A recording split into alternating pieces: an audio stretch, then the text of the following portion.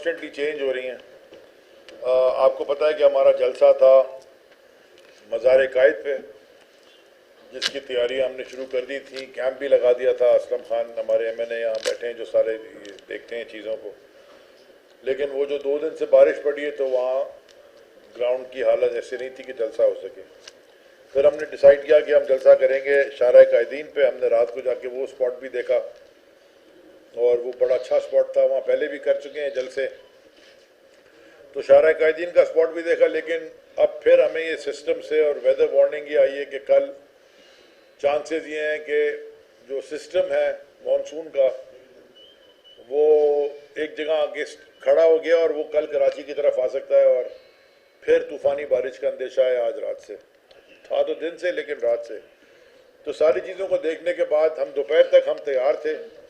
हमारा वहाँ सारा सामान इक्विपमेंट भी पहुँच गया। हमारे कंटेनर्स भी ट्रक्स पे लोड हो गए हैं। वो रात को वहाँ पे पहुँचने थे। मीडिया में शायद खबर चल गई है क्योंकि हमारी डिस्कशंस हो रही थी और ये बातें सियासी जमातों में छुपी नहीं रहती। तो फिर अभी मेरी बात हुई असद उमर साहब से भी और उसके बाद चेयरमैन इमरान खान साहब से भी। तो वो हमने डिसाइड ये किया है कि वो जलसा जो 19 तारीख का है, यानी कि कल, वो हम मुलतवी कर रहे हैं। कराची का, हैदराबाद का जलसा भी मुलतवी करना पड़ा इसलिए कि हैदराबाद की सिचुएशन आपको पता है क्या है। हैदराबाद, दादू, जामशोरो, ठट्टा, शुजावल, जेकाबाद, लाड़काना, यहाँ सब शदीद बारिशें आई हैं और सिंध का इस वक्त हाल काफ़ी ख़राब है। आपको पता है आज CM साहब की कॉन्स्टिट्यूंसी में फिर 2 बच्चे बेचारे वफात पा गए। दूसरी बात मैं अनाउंसमेंट ये करना चाहता हूँ कि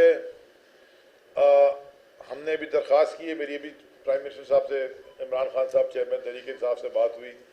जेकबाबाद में जो सीट डिस्क्वालीफाई किया गया, ये भी पाकिस्तान की तारीख में पहली दफ़ा हुआ है कि किसी को डिस्क्वालीफाई इसलिए किया गया है क्योंकि उनकी अटेंडेंस या 40 दिन तक वो पूरे नहीं थे। तो फिर हिसाबदार को भी डिस्क्वालीफाई कर देना, सेनेट में तो वो आया ही नहीं आज तक। और भी बहुत सारे लोग हैं जो इलेक्ट हो जाते हैं, जो नहीं आते, उनको भी फिर आप डिस्क्वालीफाई करें। तो ये एक प्रेसिडेंट सेट उन्होंने किया है मोहम्मद मियाँ जुमरो साहब को डिस्क्वालीफाई करके। तो हमारी दरख्वास्त मैंने अभी की है और सबके सिंध में मुबीन जतोई बैठे हैं। हमारी सिंध की पूरी तंजीम की भी यही दरख्वास्त है कि जिस तरह खान साहब 9 हलकों में पाकिस्तान में जो 25 सितंबर को ज़िमनी इलेक्शन होने जा रहा है, इमरान खान खुद उस पर कैंडिडेट है सारे 9 हलकों में। तो इंशाल्लाह जो 2 अक्टूबर को जेकबाबाद में इलेक्शन होगा, और आपको पता है कि मैं जेकबाबाद से एक दफ़ा 2013 में इलेक्शन लड़ चुका हूँ, तो मैं वहाँ की डायनामिक्स अच्छी तरह समझता हूँ। जेकबाबाद में भी इमरान खान साहब ही कैंडिडेट इंशाल्लाह हों। तो हमने उनसे अभी मैंने अभी उनसे दरख्वास्त की है पूरी सिंध की तरफ से। वो क्लाइंट है, इंशाल्लाह वो फैसला आजकल पे दे देंगे। तो इंशाल्लाह जेकबाबाद में भी इमरान खान साहब इंशाल्लाह कैंडिडेट होंगे। दूसरा, एक दफ़ा फिर हलीम आदिल शेख को उन्होंने गिरफ्तार कर लिया। वो बेल कराते रहते हैं, गिरफ्तार करते रहते हैं। मुझे तो समझ में नहीं आती कि ये जो सिंध हुकूमत सही सरकार का तमाशा है। देखिए, मैं गिरफ्तारी से ज़्यादा ये जो 2 निज़ाम चल रहे हैं ना, इसके ऊपर बात करना चाहता हूँ। क्या जिस इल्ज़ाम में आपने हलीम आदिल शेख को गिरफ्तार किया है, क्या आपके अपने सिटिंग MPAs और वुज़रा और आपके करीब से करीब तर लोग, जरदारी माफिया के जो करीब तर लोग हैं, क्या ये सारे इल्ज़ाम और FIRs उन पर नहीं कटी हुई? क्या ओमनी ग्रुप के ऊपर जो कब्जों की और मनी लॉन्ड्रिंग की और जो सारा तमाशा हुआ है, तो वो गिरफ्तार नहीं होना चाहिए? वो किस खाते में बाहर बैठे?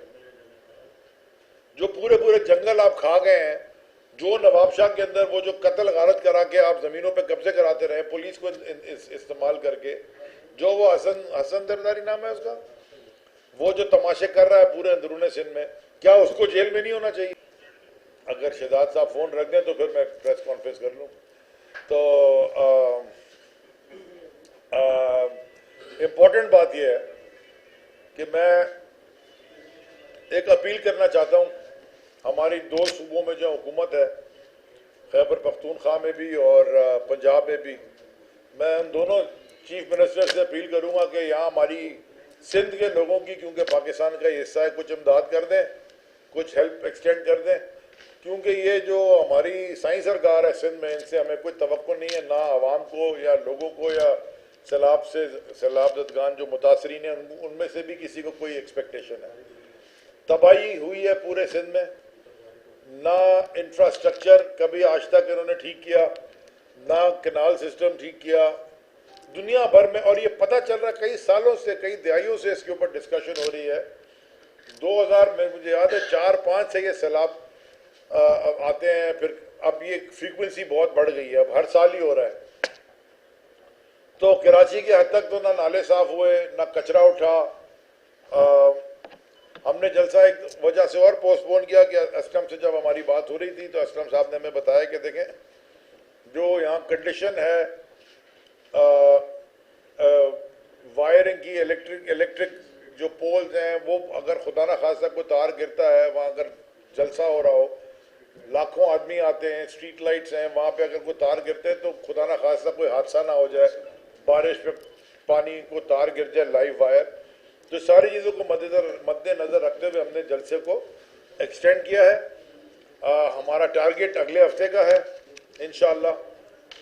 अगर मौसम हाल बेहतर रहा तो हम फिर इंशाअल्लाह मंडे ट्यूसडे को अगले हफ्ते की तारीख अनाउंस कर देंगे। तैयारी हमारी पूरी है, बल्कि मेरे हमसारों के, बिलाल के हमसारों के फ़ोन भर चुके हैं लोगों से जो कहते हैं कि जल्दी करें, खान साहब का इस शहर में लोग इंतज़ार कर रहे हैं। लेकिन हालात जो मौसम के हैं उसके हिसाब से हम ये, हमारे लिए ये अक्लमंदी का तकाजा फैसला ये है कि आप इसको डिले कर दें, लेकिन क्योंकि लोगों की आप जान को ख़तरे में नहीं डाल सकते, जो कि ऑलरेडी बेचारे तबाह बर्बाद हो गए इन बारिशों से। मैं ये आपसे कि अब ये दो कानून चल रहे हैं इस मुल्क में। एक वो कानून है जो ताकतवर पे लागू होता है, जो कि है ही कोई नहीं, जो मर्जी कर ले, और एक वो कानून है जो बाकी सबके ऊपर ये ताकतवर लोग लगाते हैं। इसी को मैं आके, क्या उम्मे बाप के वालिद को जिसने कत्ल किया वो केस बेचारी धक्के खा रही है, इधर कोर्ट से उधर कोर्ट, उनको गिरफ्तार नहीं होना चाहिए? क्या जो यहाँ साफियों का कत्लेआम होता रहा, कत्ल होता रहा,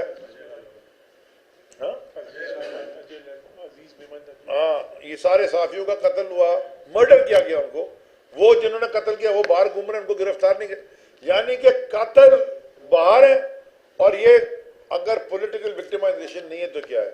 इसी से मैं आपके बात कर रहा हूँ जो हमारे prime minister chairman Tehreek Insaf Imran Khan sahab के chief of staff Shahbaz Gill sahab, उनकी मेडिकल रिपोर्ट आई है, और उस मेडिकल रिपोर्ट से ये क्लियरली पता चल गया है कि उनके ऊपर तशद्दुद किया गया है। मैं ये पूछना चाहता हूं कि जो उन्होंने बात की, सही की कि गलत की, वो सारे एक अपना अपना उस पर ओपिनियन दे रहे हैं। हमारी पार्टी के अंदर भी बहुत सारे लोगों का ख्याल है कि उनको शायद वो थोड़ी ज़्यादा बात उन्होंने कर दी जो उनको नहीं करनी चाहिए थी। चलें, ये एक पॉइंट ऑफ व्यू है, और भी लोगों का पॉइंट ऑफ व्यू है। मैं फिर ये दोहरे कानून की बात कर रहा हूं। क्या मरियम ट्रक के ऊपर चढ़ के पूरे मुल्क में अफवाज पाकिस्तान के लोगों के खिलाफ बात नहीं करती रही है? नाम ले लेके, जर्नल्स का नाम ले लेके बात नहीं करती रही है? क्या ये जो मुच्छड़ राना सनाउल्लाह इधर बैठा हुआ है, जिसके ऊपर खुद कत्ल के मुकदमे है, क्या इसने ये खड़े होके नहीं कहा इस तरह की अहमकाना बातें? क्या नवाज शरीफ नहीं करता रहा है? क्या फजलुर रहमान ने ये नहीं कहता रहा? इसने नहीं कहा, फजलुर रहमान ने नहीं कहा था कि जर्नल जो बाहर से पैसा लेते हैं, इजराइल से पैसा लेते हैं? क्या ख्वाजा आसिफ जो दोबारा आपने उसको डिफेंस मिनिस्टर बना दिया, क्या उसकी तकरीरें भूल गए? क्या उसने तकरीरें नहीं की खड़े होकर असेंबली के फ्लोर के ऊपर भी और बाहर भी? क्या आसिफ जरदारी ने ये नहीं कहा ईंट से ईंट बजा देंगे और कराची से, गिलगित से कराची तक आपको 3 साल में चले जाना है, मैं यहीं रहूंगा? ये क्या जरदारी की बातें आप भूल गए? क्या आप वो जो पिछला स्पीकर था असेंबली का पिछली हुकूमत में, अयाज सादिक, उसका भूल गए? जो उसने खड़े होकर कहा कि जी पता नहीं टांगे कांप रही थी, घुटने कांप रहे थे। देखें, कानून सबके लिए बराबर है, तो क्या उनके ऊपर भी ये, उनको उठा के पिटाई लगाएंगे क्या सारों की? तुम्हारी पिटाई लगनी चाहिए कि नहीं लगनी चाहिए? हम उसके भी खिलाफ हैं। तशद्दुद जेल में किसी पे करना, शदीद हम उसकी मुखालिफत करते हैं। शदीद मजम्मत करते हैं। जो बात गिल साहब ने की उस पर डिफरेंस ऑफ ओपिनियन है। मेरा एक ओपिनियन है, मैं दे चुका हूं कई दफा आपके सामने। मैं भी समझता हूं कि वो शायद ना करते तो बेहतर था, लेकिन मैं ये बहुत बिल्कुल नहीं कहता कि उनको पकड़ के उनका फेंटा मार दें और उनके कपड़े उतार के उनकी पिटाई करें। वो अब उनकी रिपोर्ट में भी आ चुका है।